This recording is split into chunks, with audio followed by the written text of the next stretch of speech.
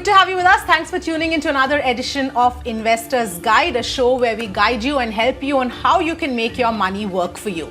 Now, over the last several episodes, we've been talking about the various categories of debt funds, and today it's very important for us to also now focus on the kind of risks that are associated with debt funds and how you should perceive each of these risks given your own portfolio, and how you should look at debt funds from that particular perspective. Now, to understand all these risks is joining me Feroze Azeez of Avni Raja Wealth Management. Feroze, thanks for joining in on Investor's Guide.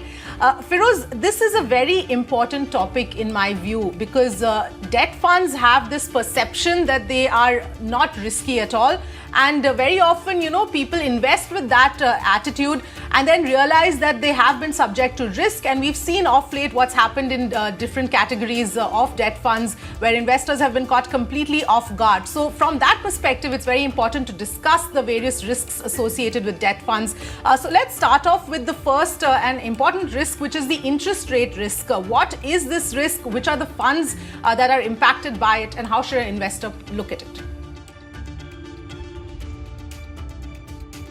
Avni, debt funds are not risk-free. In fact, any investment, even fixed deposits, are not risk-free. But it's important to understand the risks clearly. And risk helps you make more money, but it needs to be very well calibrated and understood before you embark on the journey of anything riskier than what you've been doing in the past.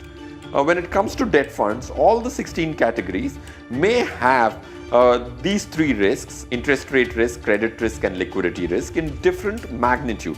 So first, what is interest rate risk, like you asked, Avni, is the movement in your price of the bond with respect to change in interest rates.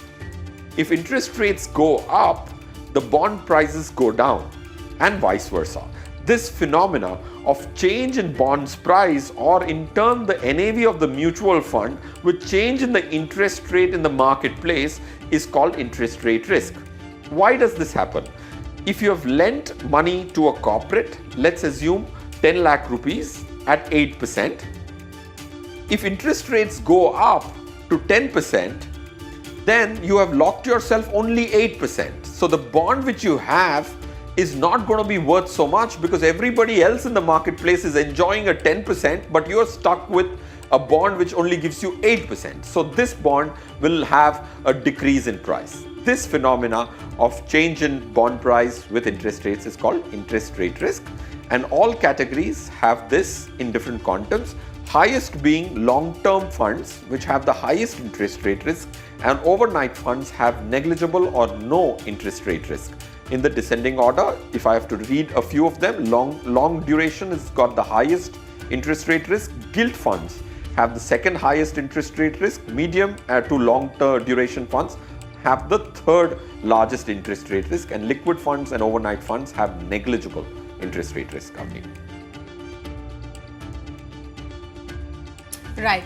The other risk that you also pointed out, Feroze, is the credit risk. And I want to spend a bit of time on this kind of risk, because, again, it is very important. It's also called as default risk, and it's essentially measured by the debt-paying capability of the issuer. So when we talk about credit risk, which are the kind of categories of funds that this comes under and that investors should look out for? Avni, this is a very important risk, like you again highlighted. It is very important because when credit risk event happens, you lose almost all your money. That's what has been seen in the past. See, when you've invested in equity funds, if the market falls, you lose 5% of its value, still the 95 is available, or 10% of the value. In credit risk, generally when credit risk fructifies, most of the money is lost in Indian context. That's what we've seen in the past. Point one. Point two, once credit risk event happens, it does not reverse itself. You don't see recoveries for long periods of time. Unlike in equity, if the market fell, it takes 6 months, 1 year, or even 3 years, but it comes back to where it started falling from. So it's an irreversible risk, and you lose all of it if that were to happen. So spending time on this risk, I think for debt fund investors, is the most important. And that's what has happened for the last 2 years or 2.5 years in India, that credit risk has fructified. So How do you measure credit risk? The most commonly used way to manage to understand credit risk is ratings, Avni.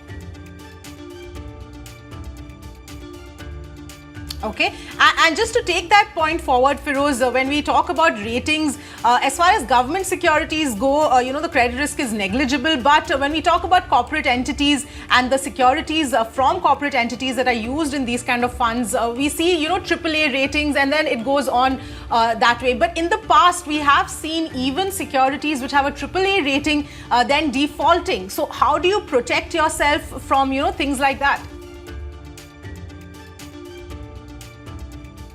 Avni, you're so right, because we had a series of AAA rated companies which went overnight from being AAA to default.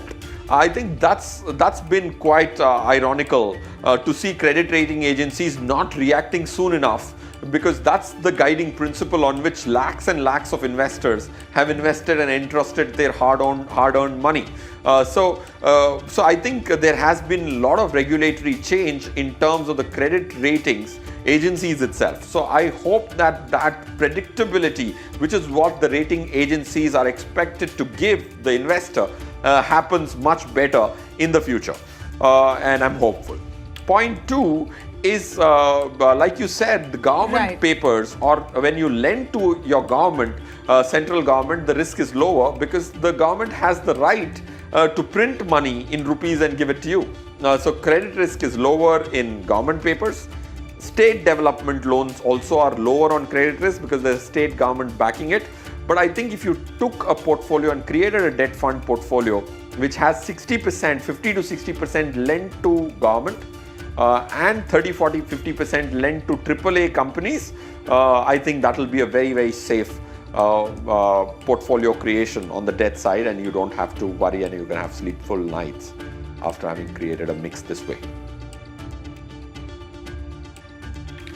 Right. And finally, Feroze, the third and final risk that we are addressing today is the liquidity risk. Now, we discussed this briefly when we were also talking about fixed maturity plans, but this is once again something to be aware about, because once you put your money into funds that don't allow liquidity, you need to be aware that it's not that easy to get that money back until the tenure is complete. Avni, there are two levels of liquidity which is needed. Liquidity risk is at two levels. One is at the investor level and the other is at the fund manager level. In an FMP, like you said rightly, an investor can't take his money till the entire period has come to its close, or the FMP has come to its close. But the second is the fund manager, when he buys the bond, should be also able to sell those bonds. So Indian debt market is not very liquid, and bonds are not traded as extensively as stocks in the stock market. So liquidity risk at the fund manager level is very important. Like in the month of March, we saw when there was a lot of investors wanting their money back, fund managers were finding it very difficult to sell their bonds overnight, and that created an immense amount of crisis. So liquidity risk is very high in bonds which are lower rated. Hence, PSU, government-backed and AAA rated papers in your portfolio will bring down the liquidity risk at the fund manager level as well, other than you being able to access the money which you have entrusted the fund manager. All right, Feroze, thank you so much for joining us and putting all of those risks in debt funds into perspective for our viewers. Hope this has helped clarify and simplify the kind of risks you're facing. When you do invest in debt funds, it's not as if debt funds are risk-free, so it's better to understand the kind of risks that you have to be aware about before you invest. On that note, thank you so much for joining us. We'll be back with a brand new episode next week.